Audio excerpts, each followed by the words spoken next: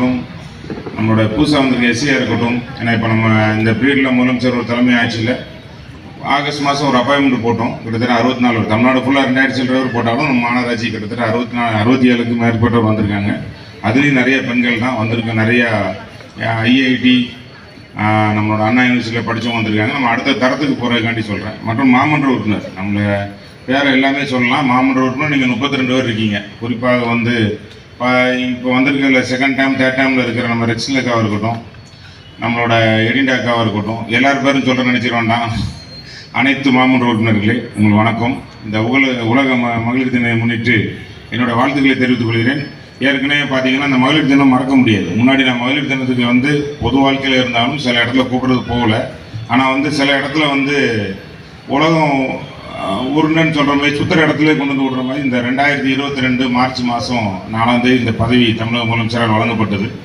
முதல்ல ஒரு விசிட் வந்தார். 6ஆம் தேதி வந்துட்டார். அது ஒரு முன்னாள் மறைந்த முதலமைச்சர் அவர்களுக்கு சிலையை தொடர்ந்து வச்சு 7ஆம் தேதி தூத்துக்குள்ள நிறைய இடம் விசிட் பண்ணுற இடத்துல வந்து நிறைய பிரச்சனைகள் இருந்தது. தூத்துக்குள்ள கான் பிரச்சனை, அங்கே பிரச்சனை, மறுநாள் ஃபுல்லாக 3-4 இடம் நம்மளோட அமைச்சர் நேருன்னு அவரும் வந்திருக்கார், துறை அமைச்சர். நம்மளோட பார்லமெண்ட் உறுப்பினர், நம்மளோட லோக்கல் அமைச்சர் 2 பேர் எல்லாமே போச்சுல ஒரு இடமா பிரைனர் எல்லாம் அங்கே போகிறோம். அந்த ப்ரோக்ராம் முடிஞ்சிருக்கு. 7ஆம் தேதி முடிஞ்சு அவர் உடனடியாக சென்னைக்கு சென்றிருக்கார். நம்ம ஏர்போர்ட். நம்ம 8ஆம் தேதி முதல் நிகழ்ச்சி வந்து நம்ம மாநகராட்சியில் மகளிர் தினம் தான் கொண்டாடணும். இதே இடத்துல உங்களுக்கு ஞாபகம் இருக்குங்கிறக்காண்டி சொல்கிறேன். ஆனால் இந்த மகளிர் தின நிகழ்ச்சியை மறக்க முடியாது. ஏன்னா நம்ம வரலாறுல நிறைய மாநகராட்சியில் பணிகள் பண்ணியிருந்தாலும் இந்த மறக்க முடியாது. பல்வேறு கருத்துக்கள் நம்மளோட டாக்டராக இருக்கட்டும், ஃபைனான்ஸ் அட்வைசராக இருந்தவர்கள் இருக்கட்டும், சட்ட விழிப்புணர்வு, நம்மளோட ஆணையாளர் பிரியங்கா மேடம் உள்ளிட்ட நிறைய கருத்துக்களை சொல்லிட்டாங்க. சில கருத்துக்களை மட்டும் குறை கடமையில்லை. நம்ம ஒரு அரியணை சார் ரொம்ப நாளாக வேலை பார்த்துட்டு இருந்தார். அவரும் ஒரு ரவுண்ட் அடிச்சுட்டு வந்துட்டார். சேலம் போயாச்சு, எல்லாம் போயாச்சு.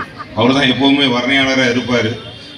அதுக்கப்புறம் அவர் போனோம் 2 வருஷம் பொங்கல் விழாவுக்கு வேறு வெளியே இருந்து எடுத்து 2 ஆங்கர் எடுத்து பண்ணணும். அதுவும் நாங்கள் வந்து உமன் தான் எடுத்து பண்ணோம். அது தகவல் சொல்லிக்கிறோம். அதனால் அவர் உங்கள்கிட்ட போட்டே இருக்கார். பல்வேறு கருத்துக்களாக ஏன்னா மாநகராட்சியில் வந்து கொஞ்சம் ஸ்டாஃப் தான் வச்சு வேலை பார்த்தோம். நீங்கள் நிறைய பேர் இருக்கும்.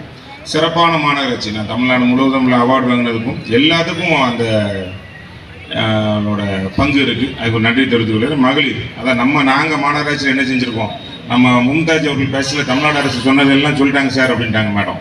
அதெல்லாம் வேறு தான் சொல்ல போகிறேன்னு சொன்ன மாதிரி நம்ம முதலமைச்சர் அவர்கள் வந்து விடியல் பயணத்தில் இருந்து முதல் பட்டதாரியாக இருக்கட்டும், பெண்களுக்கு மகளிர் உரிமை தொகைகள் அடுக்கிக்கிட்டே போகலாம். நம்ம என்ன செஞ்சுருக்கோம் இங்கே வந்தோடனே தூத்துக்குடி வந்தோடனே நிறைய சீர்கெட்டு போய் இருந்தது. தெரு சைடெல்லாம் எல்லா பகுதியும் சீர்கெட்டு இருந்தது. ஒரு பகுதியாக வந்து எடுத்து சரி பண்ணிட்டே இருக்குச்சுன்னா பார்க்குக்கு நிறையா இம்பார்ட்டன்ட் கொடுத்து போகணும். 3 பார்க்கு இருந்தது. அதுலேயும் ஒன்று எம்ஜிஆர் பார்க்கு, இன்னொன்று ராஜாஜி பார்க்கு தான் ஃபஸ்ட்டு தூத்துக்குடியில் வந்த பார்க். ஏன்னா 100 வருஷம் நகராட்சியாகவே இருந்திருக்கு. மாநகராட்சி வந்து 2009 ஆயிருக்கு. அதுக்கப்புறம் பார்த்தீங்கன்னா ரோச் பார்க் அங்கே வந்து கொரோனாக்கு அப்புறம் யாரும் போகிறது கிடையாது. அது இவங்க தான் சாச்சு. எல்லாம் வந்து சமூக விரோதிகள் கூடாரம் ஆகிட்டு இப்படி ஒரு கட்ட இருந்துச்சில் தான் ஒரு இடத்துமாக ஏன்னா எதை சரி பண்ணன்னு தெரியாது. சாலை வசதி கிடையாது, லைட் எரியாது, பிரச்சனை, ரோடு ஃபுல்லாக 2 சைடும் மணல் குமியிலாக தான் இருக்கும். தார் ரோடு தான் பேர். நிறைய பிரச்சனைகள் இருந்தது. ஒரு பிரச்சனையாக செஞ்சுட்டு வரணும். முதல்ல அடிப்படை சுகாதாரத்துக்கு மேம்பட்டு ஸ்னோ வாட்டர் ட்ரைனேஜாக இருக்கட்டும், ரோடு கொடுத்து வந்தோம். பார்க்கு அப்படி 2022, 23 ஒரு ஆணையாளராக ஒரு டேன் மாறி வந்தாங்க. வர நிறைய பார்க் டெவலப் பண்ணணும். 3 பார்க்கு இன்றைக்கி 53 பார்க் ஆகிருக்கு.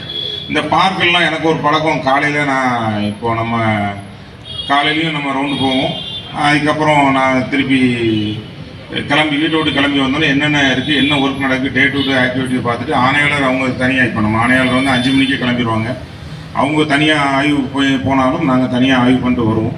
எந்த இடத்துல ஜாயிண்ட் இன்ஸ்பெக்ஷன் இருக்கோ அதுக்கு போவோம். அப்போ வந்து நிறைய பார்க் வந்து லைவில் திறந்து விட்டோம். அந்த ஏரியாவில் 9 மணி வரைக்கும் நம்ம திறப்போம். ஏன்னா 9 மணி வரைக்கும் திறக்கச்சில தான் பார்ப்போம். நம்ம எவ்வளோக்குள்ள மகளிருக்கு வந்து முன்னுரிமை கொடுத்துருக்கோம், பாதுகாப்பு கொடுத்துருக்கோங்கிறது தெரியறதுக்கு. அந்த பார்க்கில் நீங்கள் எப்படி வீட்டில் இருப்பீங்களோ அந்த ட்ரெஸ் ஆக்டிவிட்டியில் அவங்க வந்து எல்லா பிள்ளைங்களுக்கெல்லாம் வந்து சாப்பாடு ஊட்டிகிட்டு இருப்பாங்க. நான் வந்து சிங்கிள் 2 பேரும் 3 பேர் தான் போவேன். ஏன்னா அங்கே போய் டிஸ்டர்ப் பண்ணுறது கிடையாது. நம்ம கொண்டு வந்த திட்டம் மக்களுக்கு பயன்படுதா அப்படிங்கிற பார்க்குறது தான் கொண்டு போகிறது கிளியராக இருந்தது. அதனை தொடர்ந்து ரொம்ப நாளாக வச்சதில் வந்து நிறைய திட்டங்கள், அதாவது பெண்களுக்குன்னு ஒரு பார்க் வேணும் அப்படி நம்ம பார்லமெண்ட் உறுப்பினர் அவர்கள் கோரிக்கை. அது வந்து நம்மளோட 2வது நீங்கள் நின்னாங்க எலெக்ஷன் பிரச்சாரத்துலேயே சொன்னாங்க. அப்போ உடனே எங்கே ஆக்கலாம் அப்படின்னு சொல்லி பார்த்தோன்னா உடனே கொண்டு வரணும். ஒரு இடத்த போய்